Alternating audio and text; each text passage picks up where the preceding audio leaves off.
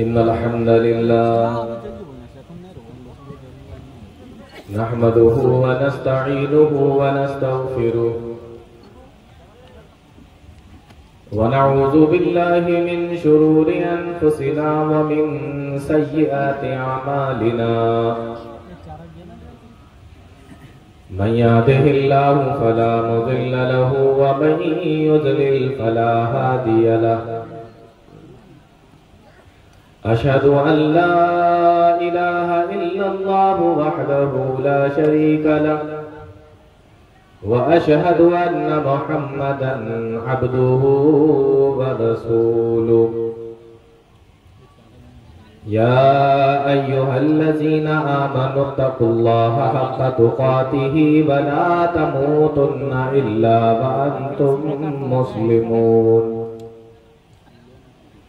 يا أيها الناس اتقوا ربكم الذي خلقكم من نفس واحدة وخلق منها زوجها وبث منهما رجالا كثيرا ونساء واتقوا الله الذي تساءلون به والأرحام إن الله كان عليكم رقيبا يا أيها الذين آمنوا اتقوا الله وقولوا قولا سديدا يصلح لكم أعمالكم ويغفر لكم ذنوبكم ومن يطع الله ورسوله فقد فاز فوزا عظيما أما بعد فإن خير الحديث كتاب الله وخير الهدي هدي محمد صلى الله عليه وسلم وشر الأمور محدثاتها وكل محدثة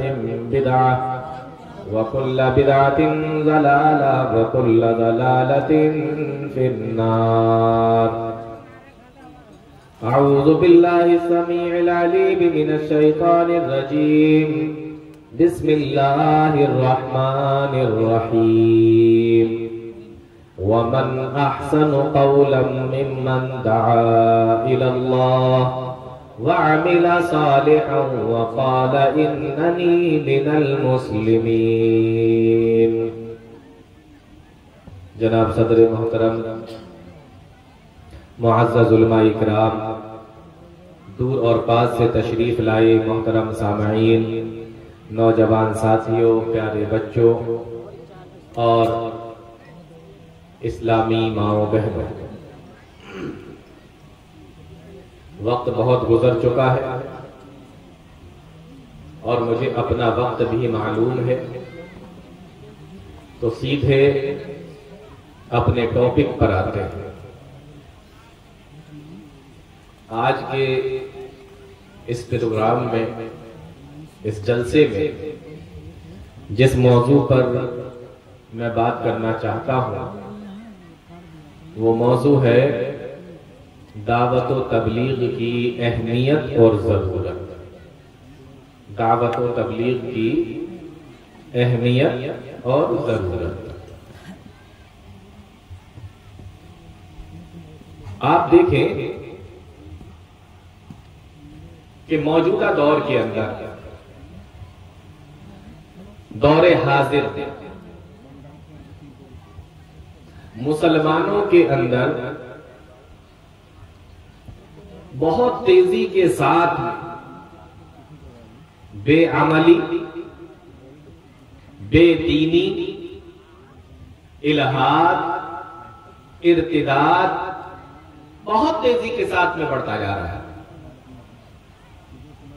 اس کی بہت ساری وجہ ہو سکتی ہیں، لیکن ان میں سے ایک بہت بڑی وجہ یہ بھی ہے کہ ہم نے دعوت و تبلیغ کا کام، امر بالمعروف اور نہی عن المنکر کا کام بہت کم کر دیا ہے۔ بہت سارے لوگ آپ کو ملیں گے دعوت و تبلیغ کا کام کرتے ہوئے، آپ کو لگے گا یہ دین کا کام کر رہے ہیں، اور وہ کہیں گے بھی کہ ہم دعوت و تبلیغ کا کام کر رہے ہیں، لیکن جب آپ ان کی دعوت کو دیکھیں گے، ان کی تبلیغ کو دیکھیں گے، تو آپ کو دو چیزیں نظر آئیں گی۔ پہلی چیز تو آپ کو یہ نظر آئے گی کہ نام تو دعوت و تبلیغ کا ہے، لیکن اس دعوت و تبلیغ کے ذریعے سے یہ اللہ اور اس کے رسول کی طرف نہیں بلکہ اپنے کسی بڑے کی طرف بلا رہے ہیں۔ ایک چیز تو آپ کو یہ نظر آئے گی، اور دوسری چیز آپ کو یہ نظر آئے گی کہ اگر وہ اپنے کسی بڑے کی طرف نہیں بھی بلا رہے ہیں، لیکن آپ کو لگے گا کہ یہ دعوت و تبلیغ کا کام کر رہے ہیں، قرآن و حدیث کی بات کر رہے ہیں، لیکن جب آپ ان کی باتوں کو سنیں گے، ان کی باتوں کی گہرائی پہ جائیں گے، تو آپ کو پتہ یہ چلے گا کہ یہ کام جو دعوت و تبلیغ کا ہے یہ قرآن اور حدیث کے مطابق ہو ہی نہیں رہا ہے، بلکہ یہ قرآن و حدیث کے خلاف ہو رہا ہے۔ اور ایک چیز میں آپ کو اور بتاتا ہوں، بہت غور سے سن لیں۔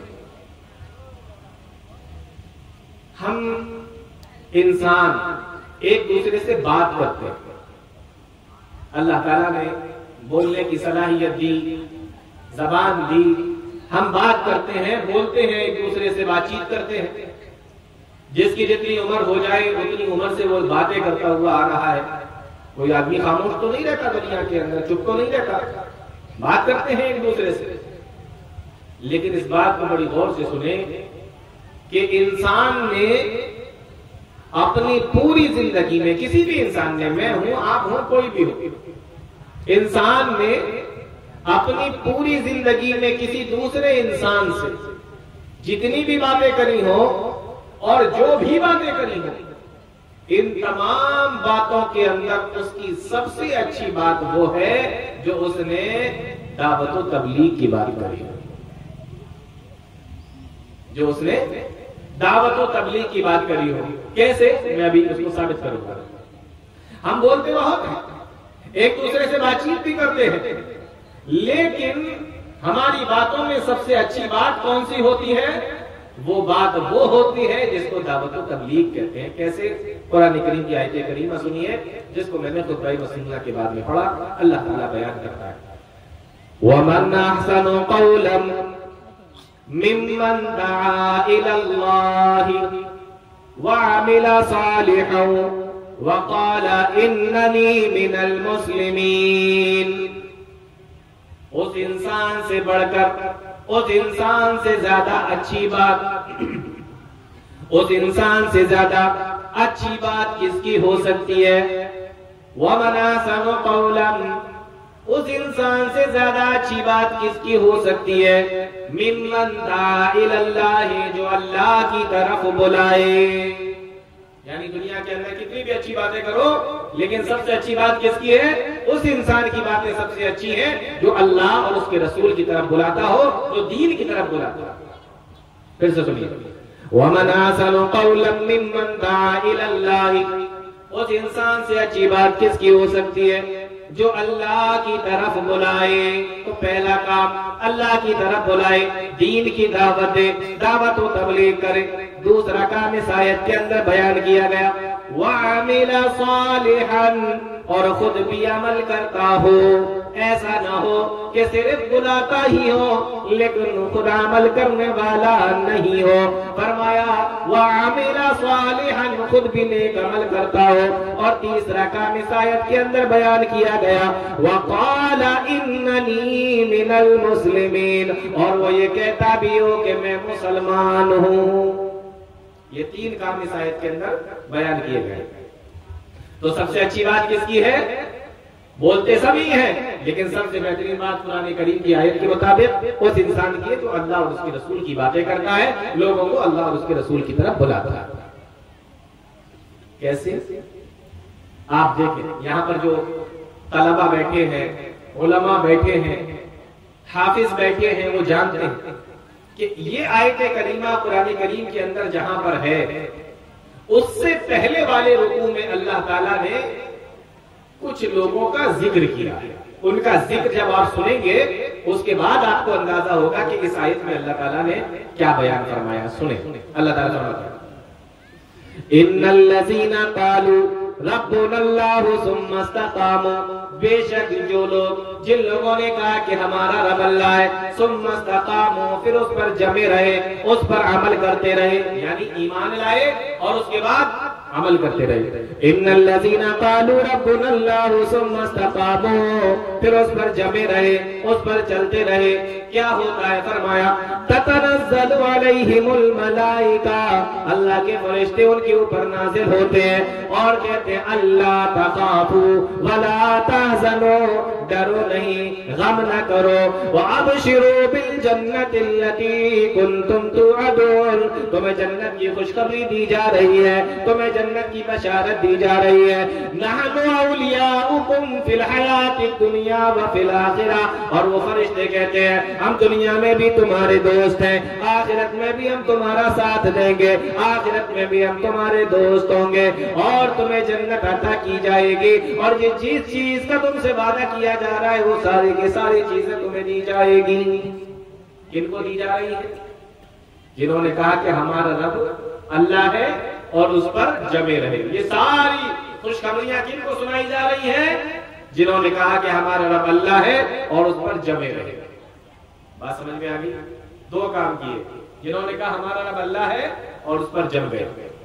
کتنی خوشخبریاں سنائی، فرشتے نازل ہوتے ہیں، ان سے کہتے ہیں ڈرو نہیں، غم نہ کرو، انہیں جنت کی بشارت دی جاتی ہے، انہیں جنت کی خوشخبری سنائی جاتی ہے. فرشتے کہتے ہیں کہ ہم دنیا میں بھی تمہارے دوست ہیں، آخرت میں بھی تمہارے دوست ہیں، تمہاری مہمانی کی جائے گی اللہ رب العالمین کی جانب سے. یہ ساری خوشخبریاں ان الذین قالوا ربنا اللہ، جنہوں نے کہا کہ ہمارا رب اللہ ہے، ان کے لیے. یہ رکوع جہاں ختم ہوتا ہے اس کے بعد والی آیت، فوراً اس کے بعد والی آیت دیکھیں کون سی ہے، یہی آیت کریمہ. فرمایا وَبَنَا سَنُ قَوْلًا، غور سے سننا، فرمایا وَبَنَا سَنُ قَوْلًا مِّمَّن دَعَا إِلَى اللَّهِ، اور اس سے بہتر بات کس کی ہو سکتی ہے جو یہ کہے ممن دعا الی اللہ، جو لوگوں کو اللہ کی طرف بلائے اور نیک عمل کرے. دیکھو نیک عمل کا ذکر وہاں بھی تھا. ان الذین قالوا ربنا اللہ ثم استقاموا، اس پر جمے رہے، یعنی نیک عمل کرتے رہے. جنہوں نے کہا کہ ہمارا رب اللہ ہے اس پر جمے رہے. وہاں پر بھی نیک عمل کا ذکر ہے، لیکن وہاں پر اللہ پر ایمان لانے کا تو ذکر ہے، لیکن اللہ کی طرف بلانے کا ذکر نہیں ہے. وہاں جنہوں نے کہا کہ ہمارا رب اللہ ہے اور اس پر جمے رہے، ان کو اتنی ساری خوشخبریاں دی جا رہی ہے، ان کو اتنی بشارتیں دی جا رہی ہے، انہوں جنت کے بارے میں بتایا جا رہا ہے. لیکن اس کے فوراً بعد جو آیت کریمہ آتی ہے، فرمایا وَبَنَا سَنُ قَوْلًا مِّمَّن دَعَا إِلَى اللَّهِ وَعَمِلَ صَالِحًا، وہ لوگوں سب سے بہترین بات کس کی ہے؟ اس کی ہے جو لوگوں کو اللہ کی طرف بلاتا ہو. مطلب یہ ہوا، معنی اس کا یہ نکلا کہ اے لوگوں، یہ لوگ بھی بہت اچھے ہیں جنہوں نے کہا کہ ہمارا رب اللہ ہے اور اس پر جمے رہے، لیکن یہ سب سے اچھے لوگ نہیں ہیں، یہ سب سے بہترین لوگ نہیں ہیں، یہ سب سے زیادہ بلند و مقام والے نہیں ہیں. کیوں؟ اس لیے کہ اللہ تعالیٰ نے ان کے لیے یہ نہیں کہا کہ سب سے بہترین بات ان لوگوں کی ہے، بلکہ کہا کس کے بارے میں گیا؟ جو لوگوں کو اللہ کی طرف بلاتا ہے، جو لوگوں کے سامنے قرآن و حدیث کی دعوت دیتا ہو، جو لوگوں کے سامنے دعوت و تبلیغ کا کام کرتا ہو، اس کے بارے میں کہا جا رہا ہے کہ سب سے بہترین بات اس کی ہے. مطلب یہ نکلا کہ یہ لوگ بھی اچھے ہیں، بہترین کام کرتے ہیں، ان کے لیے یہ خوشخبریاں ہیں، یہ جنت کی بشارتیں ہیں، یہ فرشتے ان کے پاس میں آتے ہیں اور یہ خوشخبریاں لے کر آتے ہیں. لیکن یہ سب سے اچھے لوگ نہیں ہیں. سب سے بہترین لوگ کون سے ہیں؟ وَمَنْ أَحْسَنُ قَوْلًا مِّمَّن دَعَا إِلَى اللَّهِ، جو لوگوں کو اللہ کی طرف بلانے والے ہوں. ایک پورا رکوع ہے، ایک پورا چیپٹر ہے کہ جنہوں نے کہا ہمارا رب اللہ ہے پھر اس پر جمے رہے. ان کے لیے کتنی خوشخبری اللہ تعالیٰ نے قرآن میں سنائی، لیکن ان کو سب سے بہترین انسان نہیں کہا، ان کو سب سے بہترین جماعت بولو نہیں کہا. لیکن اس کے بعد والے فوراً جب آیت آتی ہے تو سب سے بہترین انسان کس کو کہا جا رہا ہے؟ بولو کس کو کہا جا رہا ہے؟ کوئی بتائے گا؟ کوئی بتا سکتا ہے؟ یا صرف سن رہے ہیں باقی کچھ سمجھ میں نہیں آ رہا؟ ہاں، تو سب سے بہترین جماعت کس کو کہا گیا؟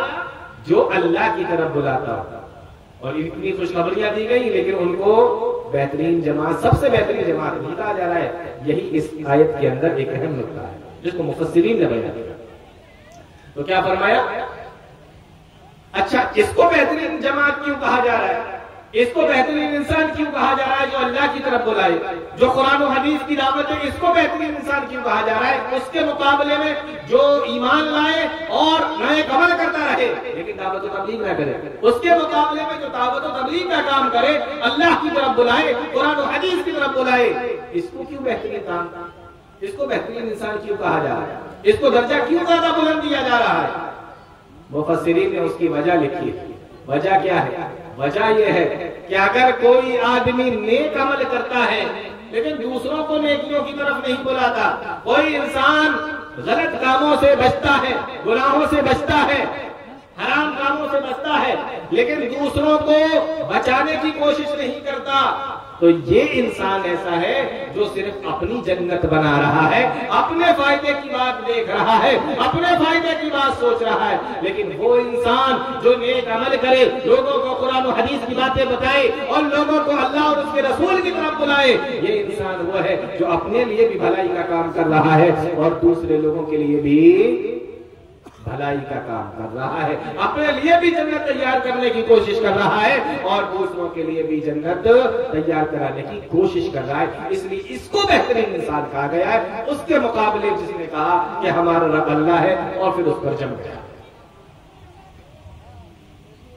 ایک چیز اور دیکھیں آیت کریمہ کے اندر کیا ہے؟ وَمَنْ أَحْسَنُ قَوْلًا مِّمَّنْ دَعَا إِلَى اللَّهِ، جو لوگوں کو اللہ کی طرف بلائے، اللہ کی طرف دعوت دے، دین کی طرف بلائے، اللہ کی طرف بلائے. معلوم یہ ہوا، پتہ یہ چلا کہ انسان جب دین کا کام کرے تو اللہ کی طرف بلائے.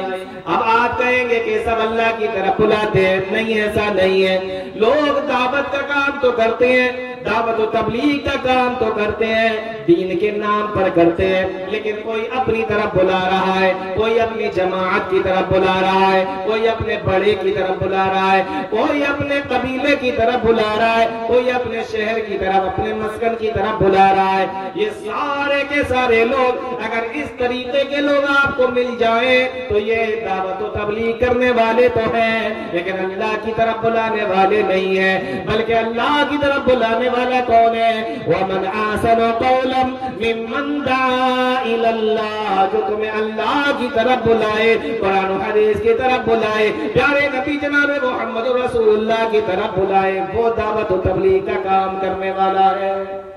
حقیقت میں وہ ہے اللہ کی طرف بلانے والا، اپنی جماعت کی طرف نہیں، اپنے بڑوں کی طرف نہیں، اپنے قبیلوں کی طرف نہیں.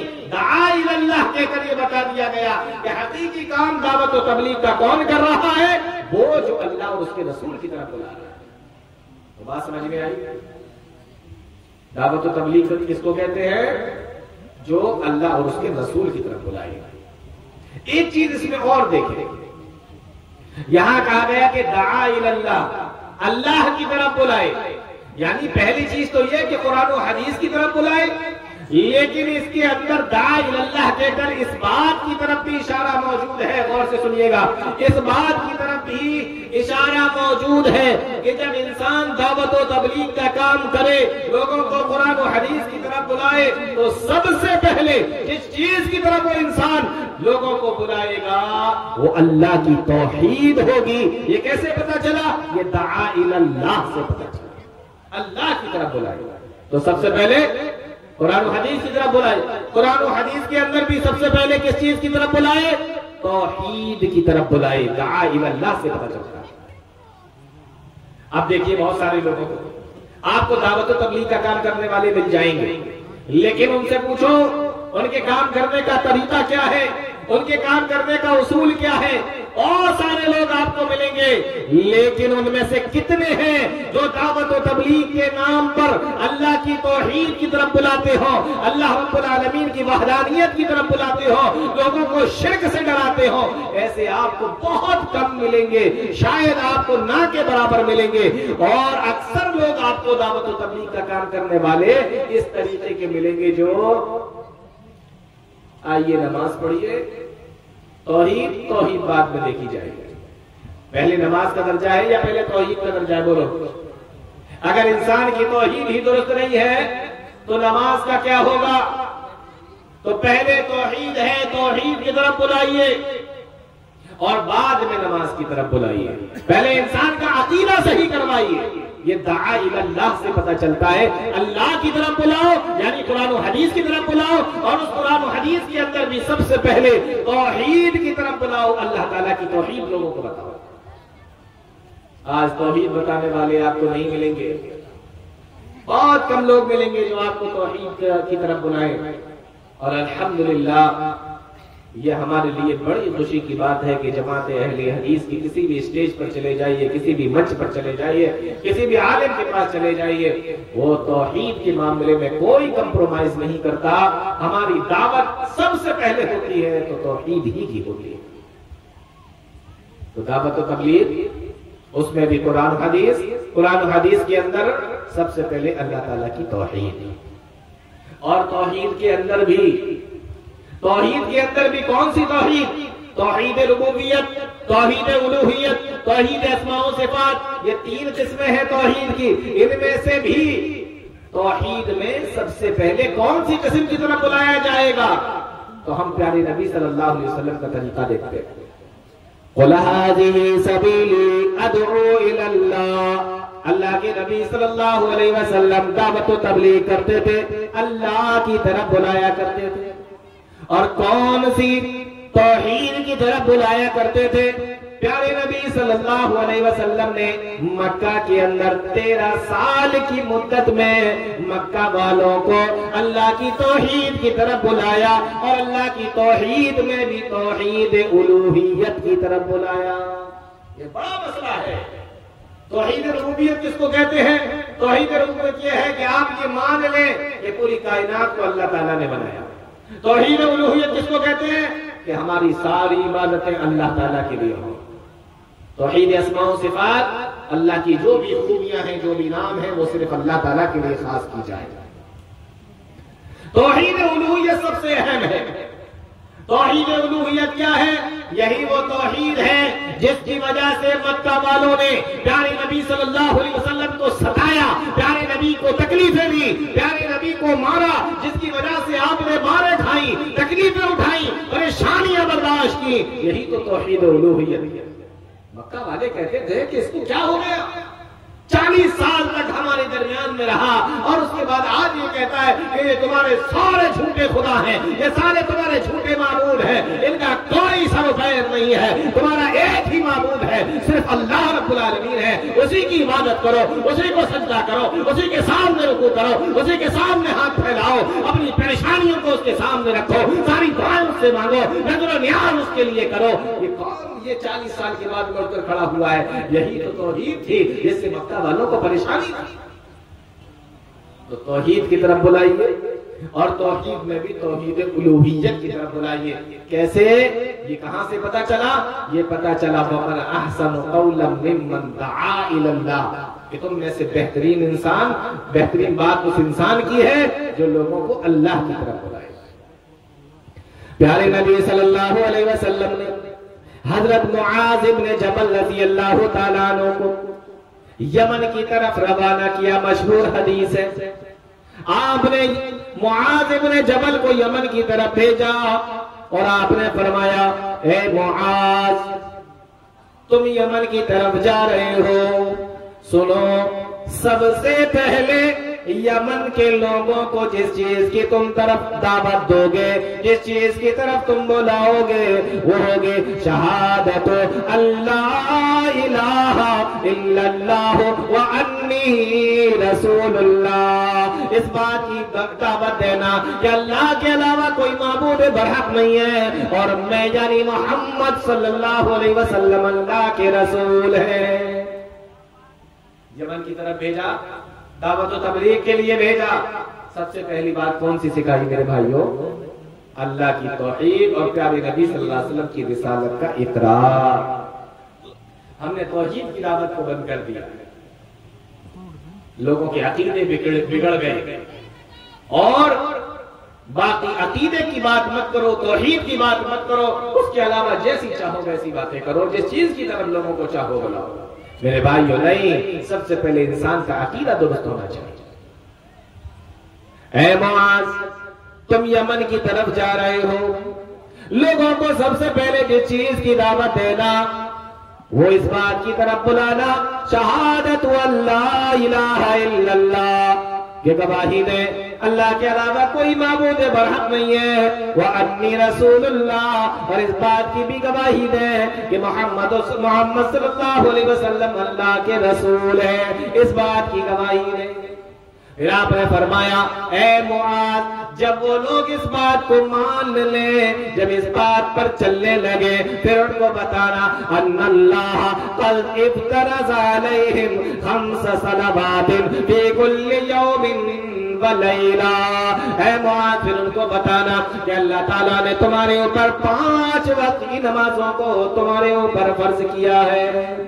نماز کا معاملہ کون سی نمبر پہ رکھا اللہ کے نبی صلی اللہ علیہ وسلم نے؟ دوسرے نمبر پہ رکھا۔ ہمارے یہاں بہت سارے دعوت و تبلیغ والے، ان کی یہاں نماز کا معاملہ پہلے نمبر پہ ہوتا ہے، اور توحید تو ہوتی ہی نہیں ہے۔ یہاں سب سے پہلے توحید ہے اور اس کے بعد میں نماز کا ذکر کیا۔ پھر آپ نے فرمایا فَإِنْ أَطَاعُوهُمْ لِذَلِكَ، اگر وہ تمہاری بات مان لے، نماز بھی پڑھنے لگے، پھر ان کو بتانا کہ اللہ تعالیٰ نے سال میں 1 مرتبہ تمہارے اوپر زکوٰۃ کو فرض کیا ہے، تُؤْخَذُ مِنْ أَغْنِيَائِهِمْ وَتُرَدُّ عَلَىٰ فُقَرَائِهِمْ، جو تمہارے مالداروں سے لیا جائے گا اور تمہارے غریبوں کے اندر تقسیم کر دیا جائے گا۔ یہ طریقہ تھا پیارے نبی جناب محمد رسول اللہ صلی اللہ علیہ وسلم کا دعوت و تبلیغ کا، اللہ کی طرف بلانے کا، قرآن و حدیث کی طرف بلانے کا۔ اگر آپ بھی دعوت و تبلیغ کا کام کرتے ہیں تو سب سے پہلے آپ کو عقیدہ صحیح کرانا پڑے گا، سب سے پہلے عقیدے کی طرف بلانا پڑے گا، اللہ کی توحید کی بات دعوت دینا ہوگی، اللہ کی توحید کی طرف بلانا ہوگا، اس انسان کے عقیدے کو صحیح کرانا ہوگا۔ اس کے بعد نماز کا نمبر آتا ہے، پھر زکوٰۃ کا نمبر آتا ہے، پھر اور دوسری چیزوں کا نمبر آتا ہے۔ یہی اس آیت کریمہ سے بھی ہمیں پتہ چلتا ہے۔ فمن فرمایا ومن احسن قولا ممن دعا الی اللہ، اس انسان سے بہتر بات کس کی ہو سکتی ہے جو اللہ کی طرف بلائے۔ تو سب سے پہلے توحید، اس کے بعد باقی چیزوں کا نمبر آتا ہے۔ اب آپ نے لوگوں کو توحید کی طرف بلایا، پھر باقی دوسری چیزوں کی طرف بلا دیا، تو اس کا فائدہ کیا ہوگا وہ ذرا سنیے۔ دعوت و تبلیغ کا، نیکیوں کی طرف بلانے کا، برائیوں سے منع کرنے کا فائدہ کیا ہے؟ دیکھیں، اللہ تعالیٰ نے ہم سے پہلے جو امتیں بھیجی تھی، دنیا کے اندر جو امتیں آئی تھی، ان امتوں کا معاملہ کیا تھا کہ ان کی عمر بڑی لمبی لمبی ہوا کرتی تھی۔ جب ان کی عمر لمبی ہوتی تھی تو ان کی نیکیاں بھی زیادہ ہوتی۔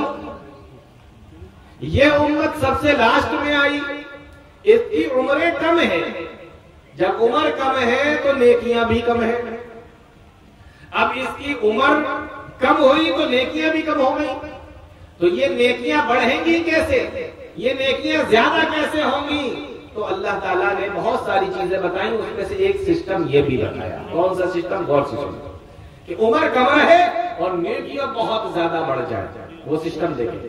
پیارے نبی صلی اللہ علیہ وسلم بیان فرماتے ہیں من دعا الى هدى كان له من الاجر مثل اجور من تبعه لا ينقص ذلك من اجورهم شيئا۔ اگر کوئی انسان کسی کو ہدایت کی طرف بلاتا ہے، قرآن و حدیث کی طرف بلاتا ہے، اللہ اور اس کے رسول کی طرف بلاتا ہے، نیکیوں کی طرف بلاتا ہے، اور اس کے بلانے کی وجہ سے وہ انسان نیک کام کرنے لگتا ہے، تو جب جب وہ انسان نیک کام کرے گا، نیکی کرنے کا ثواب اس کو بھی ملے گا، اور ایک ثواب کا حصہ اس آدمی کو بھی ملے گا جس کی وجہ سے وہ یہ نیک کام کرتا ہے۔ پتہ یہ چلا کہ آپ نے کسی کو نماز کی طرف بلایا، اب اس نے نماز پڑھی، اس کو بھی اپنی نماز پڑھنے کا ثواب ملا، لیکن آپ کی وجہ سے وہ نمازی بنا تھا، تو آپ کو بھی اس کی نماز پڑھنے کا ثواب مل رہا ہے۔ اللہ ينقص ذلك ذالک من اجورہم شیئا، آپ کو لگے گا اس کی نماز کا ثواب کم کر دیا گیا ہوگا اور اسی میں سے تھوڑا سا دے دیا گیا ہوگا۔ نہیں میرے بھائیو، اللہ تعالیٰ کے پاس میں نیکیوں کی کوئی کمی نہیں ہے، ثواب کی کوئی کمی نہیں ہے۔ یہاں نماز پڑھنے والے کو بھی پورا ثواب ملے گا اور اتنا ہی ثواب اللہ تعالیٰ اس کو بھی دے گا جس نے اس کو نمازی بنایا، جس کی وجہ سے یہ نمازی بنا۔ اب اندازہ کرو، آپ نے کسی کو قرآن پڑھایا، جب وہ قرآن پڑھے گا قرآن پڑھنے کا ثواب اس کو بھی ملے گا، اور آپ نے چونکہ اس کو پڑھنا سکھایا تو آپ کو بھی اتنا ہی ثواب ملے گا۔ اب اندازہ کرو، آپ نے کسی کو کوئی دعا سکھا دی، وہ دعا پڑھ رہا ہے، دعا پڑھنے کا، دعا مانگنے کا جو اس کو ثواب مل رہا ہے، جو ثواب اس کو مل رہا ہے، نماز کے اندر کھڑا ہوا ہے، آپ نے اس کو نماز کی دعائیں یاد کرا دی ہے، آپ نے اس کو دعائے قنوت یاد کرا دیا، آپ نے اس کو تحیات یاد کرا دیا، اور اسی طریقے سے بہت ساری دعائیں آپ نے اس کو نماز کے اندر یاد کرا دی۔ فرمایا جب یہ نماز پڑھے گا، جب یہ قرآن پڑھے گا، جب یہ دعاؤں کو پڑھے گا، جب یہ نیک عمل کرے گا، اس کو بھی ثواب ملے گا، اور اتنا ہی ثواب آپ کو بھی دیا جائے گا۔ کیوں دیا جائے گا؟ کیونکہ آپ نے اس کو یاد کرایا، آپ نے اس کو پڑھایا، آپ کی وجہ سے وہ نمازی بنا، آپ کی وجہ سے وہ نیکی کرنے والا بنا۔ فرمایا من دعا الی ھدی کان لہ من الاجر مثل اجور من تبعہ لا ينقص ذلک من اجورہم شیئا۔ اب اندازہ کرو، آپ نے اپنی ایک نماز پڑھی لیکن آپ کی وجہ سے 4 نمازی بنے تھے، وہ چاروں کا ثواب بھی آپ کو مل رہا ہے، یعنی آپ کو 5 نمازوں کا ثواب ایک بار میں مل رہا ہے۔ اگر 50 کو نمازی بنا دیا تو 50 کا ثواب بھی آپ کو مل رہا ہے۔ اگر آپ نے 100 کو نمازی بنا دیا تو 100 کا ثواب آپ کو مل رہا ہے۔ ذرا اندازہ کرو، اگر آپ نے اپنی زندگی کے اندر ایسے نیک کام کیے، لوگوں کو نیک کام کرنے کی طرف بلایا، لوگوں کو قرآن و حدیث کی طرف بلایا، لوگوں کو قرآن پڑھنا سکھایا، لوگوں کو آپ نے دعائیں یاد کرا دی، تو آپ کی عمر تو کم رہے گی، لیکن جو نیکی آپ نے کری بھی نہیں ہوں گی، بلکہ کی تو کسی دوسرے نے کی ہوں گی، لیکن آپ کی وجہ سے کی ہوں گی، تو اللہ تعالیٰ اس کا ثواب بھی آپ کو دیتا رہے گا، وہ ثواب بھی آپ کو ملتا رہے گا۔ آپ دنیا سے چلے بھی جاؤ گے لیکن وہ اگر نیک کام ہوتا رہے گا، وہ ثواب کا کام ہوتا رہے گا، تو وہ ثواب آپ کو ملتا رہے گا، وہ اجر آپ کے کھاتے میں جڑتا رہے گا، وہ نیکیاں آپ کو ملتی چلی جائیں گی۔ تو پہلے کے لوگوں کی عمریں زیادہ ہوتی تھیں اور نیکیاں بھی زیادہ ہوتی تھیں۔ یہاں عمریں کم ہیں لیکن نیکیاں پھر آپ کو کیسے ملے گی؟ وہ اتنی ساری نیکیاں کیسے بنے گی؟ کسی کو آپ قرآن و حدیث کی بات بتائیں، نیکی کی طرف بلائیں، اچھی باتیں بتائیں، پھر وہ اس پر عمل کر لے، تو آپ کو بھی ثواب ملے گا اور اس کو بھی ثواب ملے گا۔ ثواب میں کوئی کمی نہیں کی جائے گی، اللہ کی کوئی کمی نہیں ہے نیکیوں کی، ثواب کی، اجر۔ اس لیے غور سے سنیے، علماء نے لکھا ہے، مفسرین نے لکھا ہے کہ اگر ساری امت کی نیکیوں کو اکٹھا کر دیا جائے، کیا اگر ساری امت کی نیکیوں کو اکٹھا کر دیا جائے اور پیارے نبی جناب محمد رسول اللہ صلی اللہ علیہ وسلم کی نیکیوں کو اکٹھا کر دیا جائے، ادھر اکیلے پیارے نبی کی نیکیاں ہیں اور ادھر ساری امت کے نیک اعمال ہیں، ساری امت کی نیکیاں ہیں، اگر ان کو دونوں کو آپس میں وزن کر دیا جائے، دونوں کو آپس میں تول دیا جائے تو پیاری نبی کی نیکیاں زیادہ نکلیں گی، پیارے نبی کی نیکیاں زیادہ نکلیں گی۔ اب آپ سوچو کیسے؟ انہوں نے تو اپنی 63 سال کی زندگی گزاری اور 63 سال کی زندگی گزار کے دنیا سے چلے گئے، آپ کی وفات ہو گئے، پھر ساری امت کی نیکیاں اکٹھا کرنے کے بعد بھی یہ نیکیاں ساری امت کی کم کیوں پڑ جا رہی ہیں؟ نبی کی نیکیاں کیوں بڑھ جا رہی ہیں؟ وہ اس لیے کہ اللہ کا دین لے کر پیارے نبی آئے تھے اور قیامت تک جو بھی دین پر چلے گا، نیک عمل کرے گا، اس کی نیکیوں کا ثواب اس کو ملے گا اور اتنا ہی ثواب پیارے نبی صلی اللہ علیہ وسلم کے اکاؤنٹ میں بھی جڑتا رہے گا۔ اس لیے ساری امت کی نیکیوں کو بھی اگر اکٹھا کر لیا جائے تو پیارے نبی کی نیکیوں کے برابر نہیں ہو سکتی۔ قیامت تک کے لیے جو لوگ بھی آئیں گے، جتنا بھی نیک عمل کریں گے، نیکیاں ادھر بھی اکاؤنٹ میں جا رہی ہیں، وہاں پر بھی اکٹھا ہو رہی ہیں، اس لیے ساری امت کی نیکیاں مل کر بھی پیارے نبی کی نیکیوں کے برابر نہیں ہو سکتی۔ لیکن اسی کے مقابلے میں اللہ کے نبی صلی اللہ علیہ وسلم نے فرمایا، اس بات کو بھی غور سے سن لیجیے، اسی حدیث کے اندر آپ نے فرمایا یہ تو وہ چیز تھی جس کے بارے میں اللہ تعالیٰ نے فرما دیا اِنَّ لَكَ لَأَجْرًا غَيْرَ مَمْنُونٍ، وہ میرے نبی ہم آپ کو ایسا اجر دیں گے، ایسا اجر عطا فرمائیں گے جو کبھی ختم نہیں ہوگا، جو کبھی بیچ میں سے کٹے گا نہیں، جو کبھی ختم ہونے والا نہیں ہوگا۔ یہ تو نیکیاں تھی، لیکن پیارے نبی نے ارشاد فرمایا وَمَن دَعَا إِلَىٰ ضَلَالَةٍ، لیکن اگر کسی انسان نے کسی گناہ کی طرف بلایا، کسی برائی کی طرف بلایا، اور وہ انسان اس کی بات کو مان کر وہ کام بھی کرنے لگا، پیارے نبی نے فرمایا مثل آثام من تبعہ لا ينقص ذلك من آثامہم شیئا، اللہ تعالیٰ اس گناہ کرنے والے کو اتنا گناہ دے گا جتنا یہ گناہ کر رہا ہوگا، لیکن اللہ تعالیٰ اس انسان کو بھی اتنا ہی گناہ دے گا، اس کے نیکی، اس کے اعمال کے اندر، اس کے نام اعمال کے اندر بھی اتنے ہی گناہ لکھے جائیں گے جتنا کہ یہ گناہ کرنے والا ہوگا۔ کیوں اس کے نام اعمال کے اندر گناہ لکھے جا رہے ہیں؟ فرمایا اس لیے کیونکہ اس کی وجہ سے یہ گنہگار بنا تھا۔ نیکی کی طرف بلاؤ گے تو آپ کی نیکیوں میں اضافہ ہوگا، گناہ کی طرف بلاؤ گے تو آپ کے گناہوں میں اضافہ ہوگا۔ کتنے تعجب کی بات ہے اور کتنی مصیبت اور پریشانی کی بات ہے میرے بھائیوں کہ گناہ کوئی دوسرا آدمی کر رہا ہے اور جڑ رہا ہے آپ کے اکاؤنٹ کے اندر۔ کیوں؟ اس لیے کہ اس گناہ کے موجد آپ تھے، آپ کی وجہ سے وہ گناہ نکلا، آپ کی وجہ سے وہ غلط کام نکلا، آپ کی وجہ سے سماج کے اندر وہ غلط کام پہنچا، اور آپ کو دیکھ کر آپ کی وجہ سے دوسرے لوگوں نے وہ غلط کام کرنا شروع کر دیا۔ میرے بھائیوں کر وہ رہے ہیں لیکن آپ کے نام اعمال کے اندر گناہ لکھے جا رہے ہیں۔ کتنے افسوس کی بات ہے، کتنے افسوس کی بات ہے، غور کیجیے۔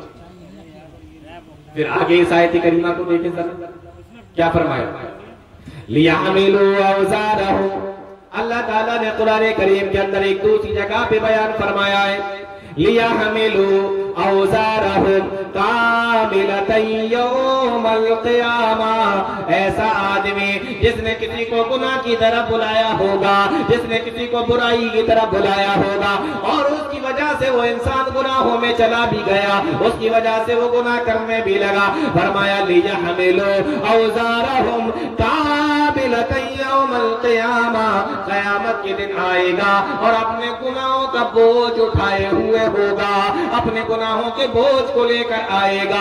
اور ساتھ ہی ساتھ اللہ کا قرآن کہتا ہے وَمِنْ أَوْزَارِ الَّذِينَ يُضِلُّونَهُمْ بِغَيْرِ عِلْمٍ، اور ان لوگوں کے بھی گناہوں کے بوجھ کو اپنے اوپر لاد کے لائے گا، اپنے گناہوں کے ساتھ ساتھ ان لوگوں کے گناہوں کو بھی بوجھ کو اٹھایا ہوا ہوگا جس کو اس نے گمراہ کیا ہوگا، جس کی وجہ سے ان لوگوں کو، جس کی وجہ سے ان لوگوں نے گناہ کیے ہوں گے، ان کے گناہوں کو بھی اپنے اوپر لاد کر لائے گا۔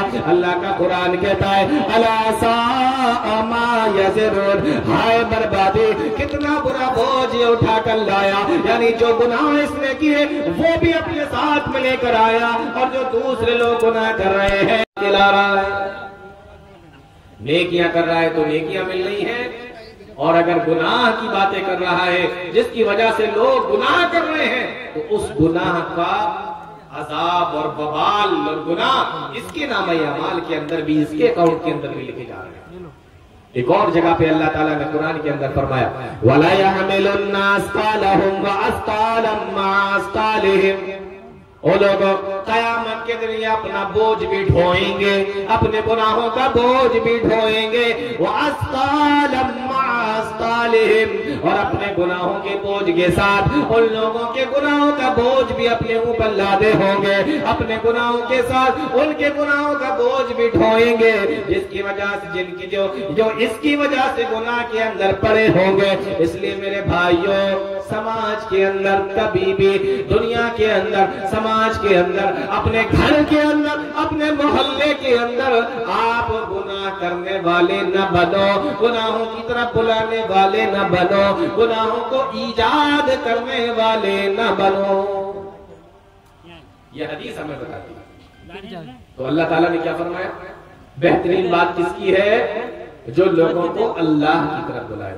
وَمَنْ أَحْسَنُ قَوْلًا مِّمَّنْ دَعَا إِلَى اللَّهِ۔ اور دیکھو صرف یہ نہیں کہا گیا کہ لوگوں کو صرف اللہ کی طرف بلائے اور خود بلائے اور خود کچھ نہ کرے، ایسا نہیں کہا گیا، بلکہ ساتھ ہی ساتھ یہ بھی کہا وَعَمِلَ صَالِحًا، اور خود نیک عمل بھی کرتا ہو۔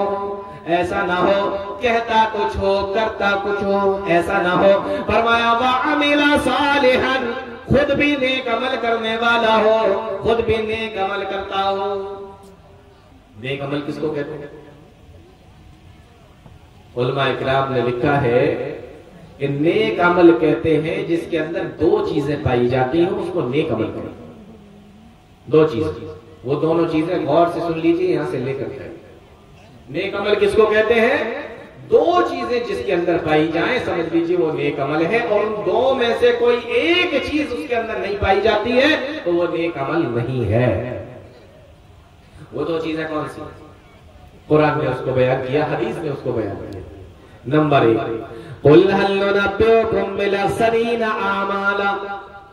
قرآن کریم بیان کرتا ہے، اے نبی آپ ان لوگوں سے کہہ دیجئے آؤ میں تمہیں بتاؤں، هَلْ نُنَبِّئُكُم بِالْأَخْسَرِينَ أَعْمَالًا، دنیا کے اندر اعمال کے اعتبار سے سب سے زیادہ نقصان میں کون ہے، سب سے زیادہ خسارے میں کون ہے؟ یعنی عمل بھی کر رہا ہے اور نقصان میں بھی، عمل بھی کر رہا ہے اور خسارے میں بھی ہے، نقصان میں بھی ہے۔ کیوں؟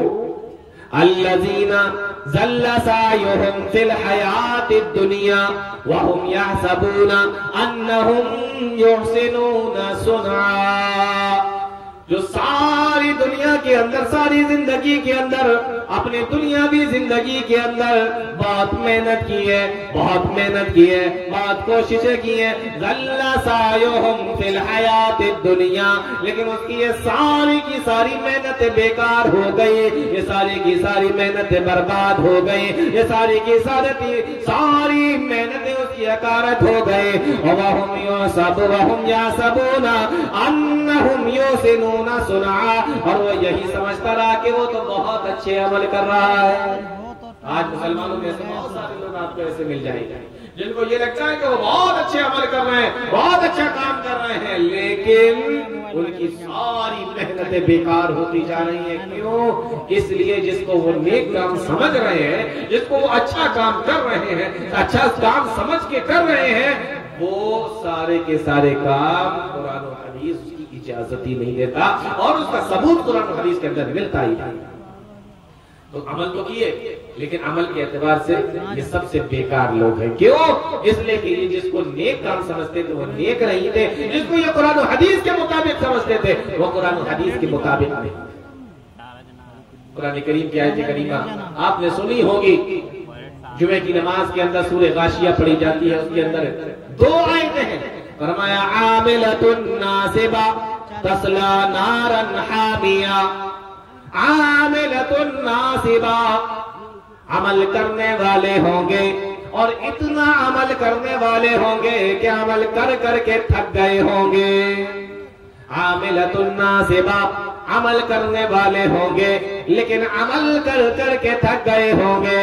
فرمایا عاملۃ ناصبہ، آپ اندازہ کرو کہ اتنا عمل کیا کہ اپنے آپ کو تھکا لیا، اتنا عمل کیا کہ اپنے آپ کو تھکا ڈالا، اور لوگ یہ سمجھ رہے ہیں کہ ہم بہت نیک عمل کر رہے ہیں، بہت اچھے عمل کر رہے ہیں۔ آج آپ نے دیکھا کہ بہت سارے لوگ آپ کو ملیں گے، ایسے ایسے لوگ بھی آپ کو مل جائیں گے جو نماز پڑھنے کے لیے کھڑے ہوئے 1000 رکعت کی نیت باندھ لائی، 1000 رکعت پڑھنا ہے مجھے۔ کہاں سے لائی 1000 رکعت؟ بہت سارے لوگ ملیں گے آج روزے سے ہیں، کیوں روزہ ہے؟ 1000 ہی روزہ ہے۔ کہاں سے آیا یہ 1000 ہی روزہ؟ کہاں سے آئی ہے ہزاری نماز؟ بہت سارے لوگ ملیں گے آپ کو، صلاۃ غوثیہ پڑھنے والے بھی مل جائیں گے، اور بہت سارے ملیں گے آپ کو عجیب و غریب طریقے کے درود بنا بنا کر پڑھنے والے بھی مل جائیں گے، عجیب و غریب طریقے سے اپنی طرف سے گڑ گڑ کر عبادتیں کرنے والے بھی مل جائیں گے، اور تھکا ڈالا انہوں نے، پیسہ بھی لگایا، اپنا مال بھی لگایا، عبادتیں کر رہے ہیں، لیکن قرآن کا کھلا اعلان ہے عاملۃ، عمل کرنے والے ہوں گے، ناصبۃ، اور اپنے آپ کو تھکانے والے ہوں گے، لیکن جب قیامت کے دن اللہ تعالیٰ کے سامنے یہ آئیں گے، اللہ کا قرآن کہتا ہے تَصْلَىٰ نَارًا حَامِيَةً، اس کو بھڑکتی ہوئی آگ کے اندر ڈال دیا جائے گا، ان کے اعمال کوئی کام نہیں آئیں گے۔ کیونکہ عمل قرآن و حدیث کے مطابق نہیں۔ پیارے نبی صلی اللہ علیہ وسلم کی صاف حدیث ہے، اور ایک نہیں کئی حدیثیں پیارے نبی صلی اللہ علیہ وسلم کی ہیں۔ ایک حدیث کے اندر آپ نے فرمایا کہ من عمل عملا لیس علیہ امرنا فہو رد، جس کسی انسان نے کوئی ایسا عمل کیا جو ہمارے دین کے اندر نہیں ہے تو وہ کام اس کا مردود ہے، رد ہے، اس کو رد کر دیا جائے گا، مانا نہیں جائے گا۔ کام ایجاد کیا، اپنی طرف سے نکالا، اور نکالنے کے بعد اس کو دین سمجھ کے کر رہا ہے، اور فرمایا پیارے نبی نے کہ وہ ہمارے دین میں نہیں ہے، اپنی طرف سے نکالا ہے اس نے لیکن دین سمجھ کے کر رہا ہے، فرمایا فَهُوَ رَدٌّ، ساری زندگی بھی کرتا رہے، اپنے آپ کو کھپا ڈالے، اللہ تعالیٰ کے ہاں وہ قبول نہیں ہوگا۔ اس لیے میرے بھائیوں میں آپ کو بتا دے رہا ہوں کہ یہاں اللہ تعالیٰ نے آیت کریمہ کے اندر جو بیان فرمایا ہے کہ عمل صالحا، اللہ کی طرف بلائے بھی اور خود بھی عمل کرے، نیک عمل کرے، اور بلائے بھی اور نیک عمل بھی کرے۔ تو نیک عمل کس کو کہتے ہیں؟ جس کے اندر دو شرطیں پائی جاتی ہوں۔ پہلی شرط کہ وہ کام اللہ اور اس کے رسول کے بتائے ہوئے طریقے کے مطابق ہو، قرآن و حدیث کے اندر پایا جاتا ہو، قرآن و حدیث کے اندر بتایا گیا ہو، اور جیسے بتایا گیا ہو ویسا ہی کیا جائے، وہ نیک عمل ہے، اور یہ پہلی شرط ہے۔ یہ پہلی شرط ہے۔ دوسری شرط کیا ہے؟ نیک عمل کس کو کہتے ہیں؟ دوسری شرط کیا ہے؟ دوسری شرط بتائی گئی، دوسری شرط یہ ہے کہ انسان جب نیک عمل کرے تو پورے خلوص کے ساتھ، اخلاص کے ساتھ اللہ کے لیے کرے، دوسرے کو دکھانے کے لیے نہ کرے۔ اگر کام قرآن و حدیث سے ثابت ہے، غور سے سن لینا میرے بھائیوں، اگر کام قرآن و حدیث سے ثابت ہو اور پیارے نبی کے طریقے کے بتائے ہوئے مطابق بھی کیا جا رہا ہو، لیکن اگر وہ کام آپ خلوص کے ساتھ نہیں کرتے، اخلاص کے ساتھ نہیں کرتے، اللہ کے لیے نہیں کرتے، بلکہ ریاکاری، دکھاوا اور دوسروں کے لیے کرتے ہیں، تو بھلے ہی وہ کام قرآن و حدیث کے اندر آیا ہو لیکن پھر بھی وہ مانا نہیں جائے گا، وہ نیک عمل نہیں ہے، بلکہ اس عمل کو آپ کے منہ پہ مار دیا جائے گا۔ میں نے آپ کو بتایا کہ نیک عمل کب ہوتا ہے؟ جب اس کے اندر دونوں شرطیں پائی جائیں۔ اگر دونوں میں سے ایک بھی شرط نہیں پائی جاتی وہ نیک عمل نہیں ہوتا۔ سنیں حدیث، پیارے نبی صلی اللہ علیہ وسلم نے فرمایا، اللہ کے نبی ارشاد فرماتے ہیں، اللہ رب العالمین بیان کرتا ہے، کیا بیان فرمایا؟ فرمایا من عمل عملا اشرک فیہ معی غیری، جس نے کوئی ایسا کام کیا، غور سے سننا میرے بھائیوں، جس نے کوئی ایسا کام کیا جس کام کو کرنے میں اس نے میرے ساتھ میں کسی دوسرے کو بھی شریک کر لیا، یعنی کہ یہ تھوڑا سا کام ہے، اتنا اللہ تعالیٰ کے لیے اور اتنا غیر اللہ کے لیے، یہ کام اتنا اللہ تعالیٰ کے لیے اور اتنا غیر اللہ کے لیے، اور یا اس نے کوئی کام ایسا کیا جو قرآن و حدیث کے مطابق تو ہے لیکن اللہ کے لیے نہیں بلکہ غیر اللہ کے لیے کیا، کسی دوسرے کے لیے کیا، کسی دوسرے کو دکھانے کے لیے کیا، ریاکاری کی وجہ سے کیا، فرمایا من عمل عملا اشرک فیہ معی غیری، اللہ کا اعلان سنو، فرمایا ترکتہ وشرکہ، میں اس کام کو چھوڑ دیتا ہوں۔ کیوں چھوڑ دیتا ہوں؟ فرمایا انا اغنی الشرکاء عن الشرک، اور لوگوں میں شرک سے پاک ہوں، میں شرک سے پاک ہوں، میں اس بات سے بے نیاز ہوں کہ تھوڑا کام میرے لیے کیا جائے، تھوڑا کام اس کے لیے کیا جائے۔ اللہ کہتا ہے کہ جو بھی کام کرو وہ خالص میرے لیے کرنا۔ اگر تم نے صرف اس وجہ سے کام کیا کہ تھوڑا سا اللہ کے لیے ہو جائے اور تھوڑا غیر اللہ کے لیے ہو جائے، فرمایا جو کام غیر اللہ کے لیے کیا ہے وہ تو میں مانوں گا ہی نہیں، لیکن ساتھ میں جو تم نے تھوڑا سا کام میرے لیے کیا تھا، فرمایا ترکتہ، میں اس کو بھی نہیں مانتا۔ کیوں نہیں مانتا؟ انا اغنی الشرکاء، میں بے نیاز ہوں، میرے ساتھ میں کسی کو شریک نہ کرنا۔ اس لیے میرے بھائیوں، اللہ کے نبی صلی اللہ علیہ وسلم نے ایک اور جگہ پہ بیان فرمایا، من سمع سمع اللہ، جس آدمی نے کسی کو سنانے کے لیے، کسی کو دکھانے کے لیے کوئی کام کیا تو اللہ تعالیٰ اس کے اس کام کو سارے لوگوں کو دکھا دے گا، یعنی کوئی ثواب نہیں ملے گا۔ ایک جگہ اللہ کے نبی نے فرمایا من یرائی یرائی اللہ بہ، اور جو لوگوں کو دکھانے کے لیے کام کرے گا اللہ تعالیٰ لوگوں کو وہ کام دکھا دے گا، یعنی وہ کام لوگوں کے سامنے تو آ جائے گا لیکن اللہ کے لیے، اللہ کے یہاں اس کا کوئی ثواب نہیں ملے گا۔ اس لیے میرے بھائیو، عمل صالح کس کو کہتے ہیں؟ جس کے اندر دو چیزیں پائی جائیں۔ نمبر ایک یہ ہے کہ وہ کام قرآن و حدیث کے مطابق ہو، اور نمبر دو عمل صالح یہ ہے کہ وہ کام صرف اللہ کے لیے کیا جائے، کسی دوسرے کے لیے نہ کیا جائے، تب ہے وہ عمل صالح۔ تو قرآن کریم کیا بیان کرتا ہے؟ وَمَنْ أَحْسَنُ قَوْلًا، آیت کو پھر سے غور سے سن لیجئے، فرمایا وَمَنْ أَحْسَنُ قَوْلًا مِمَّنْ دَعَا إِلَى اللَّهِ، اس سے بہتر بات کس کی ہو سکتی ہے؟ جو اللہ کی طرف بلائے۔ اس پر میں بات کر چکا ہوں، اللہ کی طرف بلانے کا کیا مطلب؟ وَمَنْ أَحْسَنُ قَوْلًا مِمَّنْ دَعَا إِلَى اللَّهِ، جو اللہ کی طرف بلائے، وَعَمِلَ صَالِحًا، اور خود بھی نیک عمل کرے۔ نیک عمل کس کو کہتے ہیں یہ بھی میں بتا چکا ہوں۔ اب تیسری چیز کی طرف آتے ہیں، فرمایا وَقَالَ إِنَّنِي مِنَ الْمُسْلِمِينَ، اور جو یہ کہتا ہو کہ میں مسلمان ہوں، جو اپنے آپ کو مسلمان ہونے کا دعویٰ بھی کرتا ہے، اپنے آپ کو مسلمان بھی کہتا ہو، اپنے آپ کو مسلمان بھی کہتا ہو، وَقَالَ إِنَّنِي مِنَ الْمُسْلِمِينَ، یہ بڑی عجیب بات، یہ بڑی عجیب بات۔